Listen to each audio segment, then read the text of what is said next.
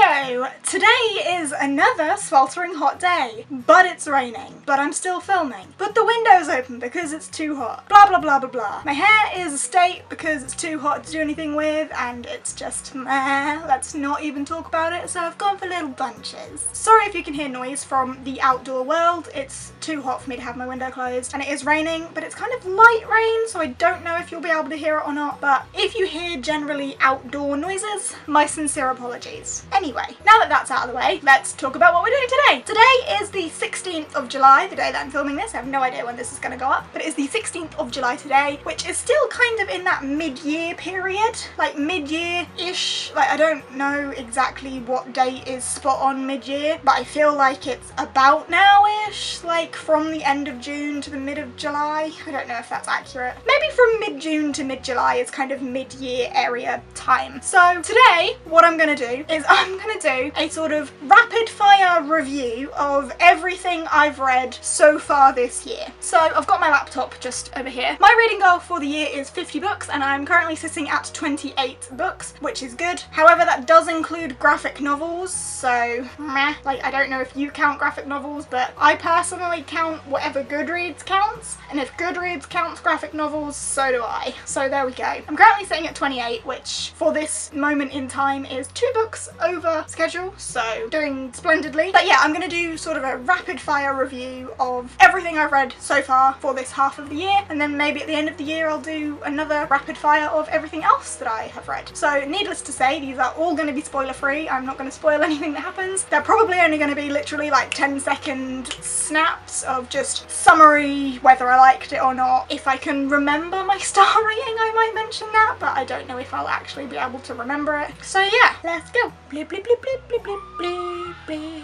The first thing I read this year was Saga Volume 2, as all sagas probably will be. This was vulgar, sexual, hilarious, and I gave it 5 stars. The second thing I read this year was Saga Volume 3, which, as all sagas will probably be, was vulgar, hilarious, sexual, and I gave it 5 stars. This one also got a little bit emotional. Number 3, Snow Like Ashes. This was the first novel that I read this year. I really enjoyed it. I liked the characters, I liked the setting, I loved the way that the magic worked. I gave it 4 stars. It wasn't necessarily the most original idea in the world, but I had fun while reading it, and that's what counts. Still conflicted on the love triangle that is presenting itself, and I need to continue with this series because I still haven't done that, but I'm not sure where I'm headed with the love choices. Number 4, Throne of Glass by Sarah J. Maas. I gave this 4 stars, which is not too bad for me, but I was expecting more of it considering that I loved the other Sarah J. Maas books so much, being Akatar, Akamath, Akawar. The hype for this was incredibly high, but for me I could tell that she wrote it when she was so much younger, and it just didn't live up to my expectations at all. However, I will be continuing with the series, but I just found the characters really irritating. 5th book this year was Saga Volume 4. I gave this 5 stars, as I gave all sagas. As you would typically expect, it was sexual, hilarious, vulgar, as all sagas are. This one also presented many more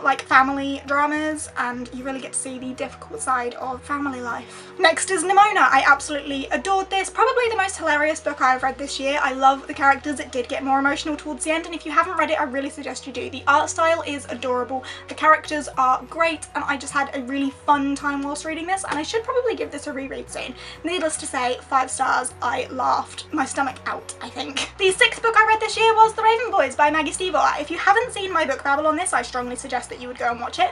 This book inspired so much within me. I wrote an 11-page review on it after I finished it. It was magical, it was immersive. I loved Maggie's writing, I loved the characters, and I just got so sucked in. It made me excited. It just put so many emotions in me that I didn't have when I started. Really, I think this is a contender for one of the best books that I've read this year. Absolutely. I strongly recommend that you read this series if you haven't. 8th book of the year for me was Crown of Midnight by Sarah J. Maas, so I did continue with the Throne of Glass series, but this one was a big fat disappointment. This is absolutely the most disappointing book I've read this year. The hype just absolutely didn't live up to it for me. Characters were still annoying, and for the whole book I felt like 3 things of interest happened, and it just wasn't worth it. It took me a really long time to read, and I think it could have been condensed so much for what it was. The characters continued to annoy me. One character in particular I just felt like was completely pointless, and it's always sad when debatably the worst thing in the book book. It's the best part to read because it's the only part that was decent. Next is Saga Volume 6. As all sagas are, this was vulgar, sexual and hilarious, and I gave it 5 stars. At this point I'm struggling to differentiate between sagas. They've all kind of blended into one, but just know that I love them all, and I think the sense of humour in these is fantastic. If you're not into things being like really graphic though, these probably wouldn't be for you, but I really enjoyed them. According to Goodreads, I read number 5 after I read number 6, but know that that isn't true. Clearly the things just got mixed up, but I read Saga Volume 5 as well, and as all sagas are, it was vulgar, hilarious and sexual. Just gonna leave it at that. As I say, I'm struggling to differentiate between sagas at this point. The 11th thing that I read in 2017 is The Scrapbook of My Life by Alfie Days, aka Pointless Blog, and this was probably the most pointless book I read this year. It was nothing. I mean, I wasn't really expecting anything from it anyway. I think the only reason I really read it is because I was falling behind on my Goodreads goal. I had it because it was a gift, and I just thought I would give it a read. It's like written in handwriting and most of the pages are blank. Really wasn't anything spectacular, and I mean, I like Alfie's videos, but I'm not really into YouTuber books at all, so I think I gave this like 2 stars. Yeah, I gave this 2 stars. It just wasn't for me, but I think if you're a massive fan of his, then it probably would be for you. 12th book of the year was The Night Circus by Erin Morgenstern. I buddy read this with G from Book Roast, and I had a fantastic time doing it. This was magical, this was immersive, this had such an incredible atmosphere around it, and it absolutely sucked you in. It was kind of mysterious and magical. You didn't really know what was going on, but then at the end when it all wrapped up, it did make sense. I definitely think I would benefit from a reread of this to understand more of what's going on, but the atmosphere of this and the magic, the settings, the characters, the kind of slow build of everything really made this a pleasurable experience to read, and I think the fact that me and G read it like together really slowly helped to build that like atmosphere around it. I strongly recommend this book. Another one of my favourites of the year. Next is The Dream Thieves by Maggie Stiefvater. As I said, I loved The Raven Boys so much, and this really just built on that. It was more magical. We learned more about the characters. It was more immersive. The settings just got more and more, and the character development that we see in this book on a particular character is just insane, and like the growth within him was like the best thing to watch, and how much more we learn about like the backstory of this particular character. It was really spectacular, and the like eeriness just stepped it up a notch, and I love this series. That's all I really have to say. That takes us on to Lumberjanes Volume 1 by a bunch of people. I picked this up because I loved Nimona so much, and it's written by the same person as Nimona, which is Noel Stevenson, and the art style didn't let me down, the story didn't let me down. It was magical, it was mythical, it was adventurous, we had some kick-ass female characters, and I just loved watching the relationships between these girls and the sort of troublesome situations they got themselves into, and this really started the love of this series because I love it. That takes us on to Blue Lily Lily Blue by Maggie Stiefvater. Again, this is the 3rd book in the Raven Cycle series, and this series just got better and better the more I read it. And this one I think I read in like under a day, like yeah, a day tops. I think I read this in. It was super quick. I absolutely gave it 5 stars. As I say, the series just got better and better as I was going, so this was so far the best one because I haven't read the last one yet, but I loved this. Arguably there was less of a plot in this one compared to the others, but I still loved it because we saw so much more of the characters and character relationships, and there were some big plot twists towards the end, things that I wasn't expecting, things that I need to know more about in the next book. This series has captivated me so much. Next is Sanctuary's Fiend by Andrew Lynch. Andrew sent me this himself in exchange for me to do a babble on it, and I have done that babble on it for him. This I unexpectedly enjoyed more than I thought I would. I'm not really into vampire books, and this follows the story of a teenage vampire who is kind of just learning that she's a vampire. Like, she knew it, but she wasn't having any vampire instincts, and then she starts having vampire instincts, and her life kind of gets a bit all over the place. I enjoyed it. It wasn't the best book. I gave it 3 stars, which is still pretty good for me, I do think. I enjoyed the characters. I will definitely be looking out for the next one in the series. It wasn't anything like mind-blowing, like out of this world, but I had fun whilst reading it. The writing at times was a little immature, and I wonder whether this is more focused as a middle grade book, but I enjoyed it. Next we have Lumberjanes Volume 2, which I loved more than I loved the first one. It was even more hilarious. We see even more of the girls being awesome. The mystery and the magic is amped up, and I just had a really good time, and I absolutely laughed out loud a lot throughout this book. One of my favourites of the series, absolutely. Next we have Lumberjanes Volume 3. This one let me down a little bit. The artist changed. Sorry, my dog's barking. The artist changed, which I really wasn't into, and the story just kind of went away from the whole magical mystical thing and focused way more on a little romance plot, which to me isn't what Lumberjanes is about. Lumberjanes is about magic and adventure and mythology and stuff, and this just felt like it didn't belong. I mean, I still love the girls, so it was still something I enjoyed. It was just nowhere near as good as the rest, and I know I always say that Crown of Midnight was my most disappointing read, but I'm now actually looking back on it thinking that this was a real disappointment, and I think I only gave it 2 stars. This then takes us on to A Court of Wings and Ruin, which was my absolutely most anticipated read of the year, and I thoroughly enjoyed it. I have done a massive book babble on this, so if you want to know more about my thoughts and feelings, then please go over there and watch it. But know that I loved it, and I did have some little issues with it, and just because you've got issues with the book does not mean that you did not love it. I gave it 5 stars as expected. I loved seeing more of Feyre and all of everyone. I don't want to say too much in case you haven't read it and I don't want to spoil it for you, but this was mind-blowing and I loved it. Admittedly, not as emotional as I would have maybe wanted, but in a good way. It made me happy rather than made me miserable inside. That then sent me into a huge Brilliant slump, so I reread A Court of Thorns and Roses by Sarah J Maas. I loved this way more the second time round than I did the first time round because I was spotting so many more things within it. For my reread, I did do a reread vlog pointing things out and stuff, so if you want to check that out, please go and check that out. I thoroughly enjoyed this. This is obviously the first book in the Court of Thorns and Roses trilogy, and it was a pleasure to read, and I was bloody reading this with Jess from Between the Lines, so I had a great time, and it was really fantastic to watch her read it for the first time whilst I was reading it for the second time, and as you would expect, I just loved it because I'm trash for this world. Following that, I finally finished A Darker Shade of Magic by Victoria Schwab, and I absolutely loved this. I did have pacing issues with it. I think I gave it 4 stars because of the pacing issues that I had. Yeah, 4 stars because of those pacing issues, and I think that was partially my fault because I started reading it, then I read War because that came out, and then I went back to this, so I think that was partially my fault. I have done a book babble explaining more of my thoughts and feelings on this. If you want to go and check that out, please do. But yeah, I really enjoyed it. The magic was fantastic, world building was fantastic, the writing was fantastic. Really, I don't think Victoria Schwab can do any wrong, and I cannot wait to continue with the series. I love this, and the fact that it is reminiscent of Neil Gaiman and the successor to Diana Jones just makes me super happy because they're 2 of my favourite authors ever, and this just gives me how The Moving Castle feels. Like, it really does. Kel reminds me so much of Howl, and I just love it, and I'm slightly in love with Kel. This takes us on to Saga Volume 7. As I said before, with all sagas, crude, hilarious, you know, that sort of stuff.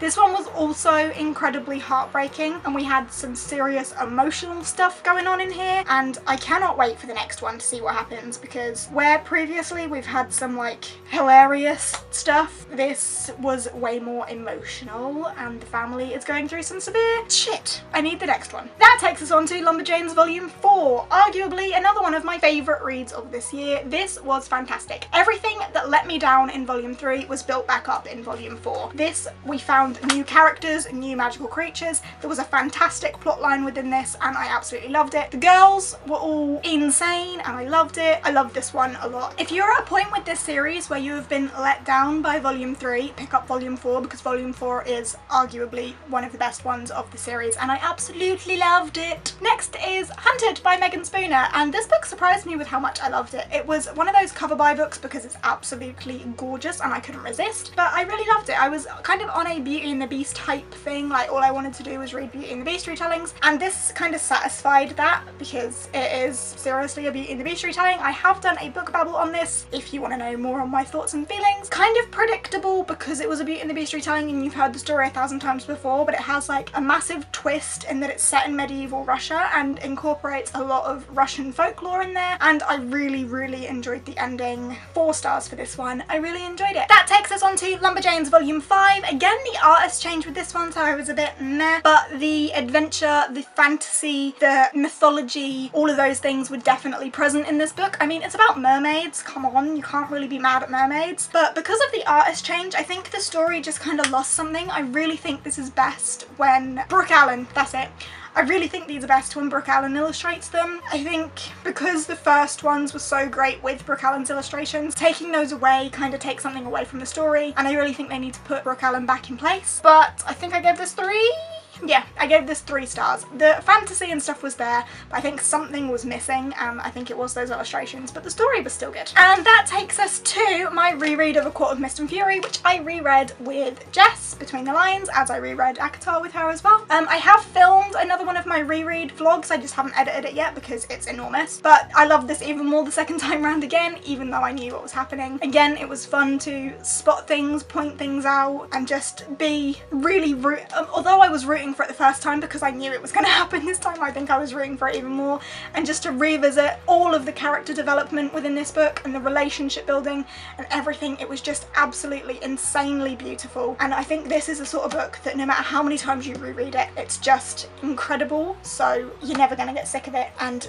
just I love it. I love it. I can't even tell you how much I love this book, but I think everyone loves it kind of the same, so you know what I mean. That then takes us on to Roar by Cora Carmack. I filmed a book babble on this. I don't know if it's up yet, but I have filmed it. This was a book that really surprised me. This was one that we got in a fairy loot box, and when I first got it I was a bit like meh, but it was calling to me, and I'm so glad I read it because I had such a good time with it. I gave this one a 4-star rating, just minusing 1 because it wasn't like anything insanely original or out of this world, but I had such a good time reading it, and for me I think that is majorly what counts. I had fun, I was invested in the story, I loved the characters, and although it wasn't like insanely original, I still didn't find it too predictable, and I just loved it, and I cannot wait for the next one. And the final book that I've read at this point in 2017, so the 28th book, is Eliza and Her Monsters by Francesca Zappia. This is a contemporary. I'm not a contemporary sort of person. Again, I filmed a babble on this, I don't know if it's up yet, blah blah blah, but I'm not a contemporary person, and I absolutely loved this. I devoured this in under 2 days. If I didn't have a job to commit to, I probably would have read it in one sitting, but I adored this so much. This was a gift to me from Jess from Between the Lines, and I loved it so much. The writing was fantastic, the characters were fantastic, the character development was fantastic, the world was fantastic. I did give it 5 stars, and for a contemporary for me, that is like insanely good. So props to this book, and if this has got me into contemporaries more, then thank you, because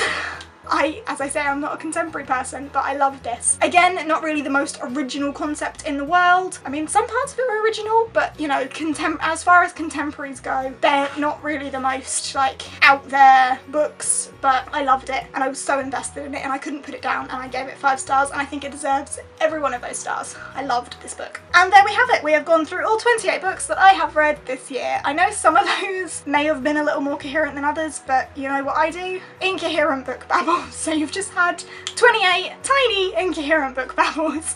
I hope you have enjoyed them. If you have, please give us a thumbs up. If you want to see me do like a second half of this at the end of the year, please let me know, chat to me down in the comments, tell me all about the books you've read this year. And I think I say this like all the time when I talk about a collective amount of books. If you have recommendations for me, please put them down in the comments, because I completely go off recommendations, and honestly probably 80% of the books I've just babbled to you about have been recommendations. So if you have recommendations, tell me about them, because I normally go and buy them, because I trust you guys, and I feel like you guys know me well enough to give me good recommendations. So if you have recommendations, please tell me about them. Sweet! Chat to me down in the comments, thumbs up. If you fancy subscribing and you aren't already, I'm eternally grateful for that. I upload every Sunday and Wednesday and some odd days in between if I'm feeling generous, and I will see you next time. Bye!